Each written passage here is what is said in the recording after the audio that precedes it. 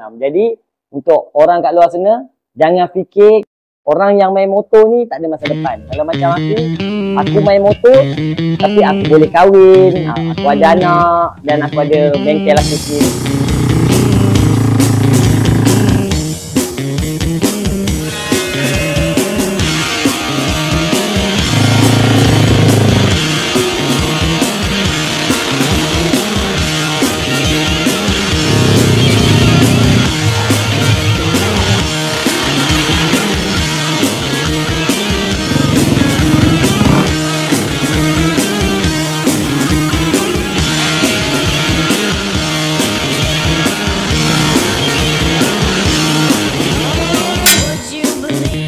Ready, sir.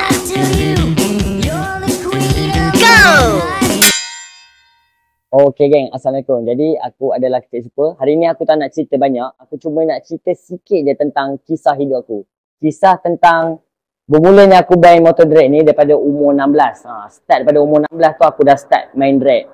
Ada orang cakap kat aku dan ada orang hentam aku sebab apa main motor drag ni bukan ada masa depan lah, apalah, tak. Sebenarnya benda tu salah. Aku main motor drag ni sebenarnya aku dapat pengalaman. Aku dapat ilmu dan aku ada kerjaya dah sekarang.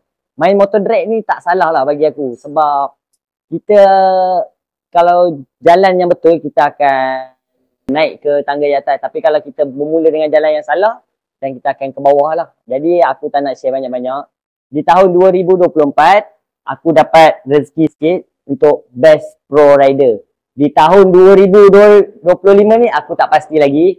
Kalau Allah Ta'ala tu bagi aku rezeki untuk dapat lagi Best Pro Rider, Alhamdulillah lah. Tapi kalau belum ada rezeki, aku akan usaha lagi di tahun 2026. Jadi untuk orang kat luar sana, jangan fikir orang yang main motor ni tak ada masa depan. Kalau macam aku main motor tapi aku boleh kahwin, aku ada anak dan aku ada bengkel aku sendiri.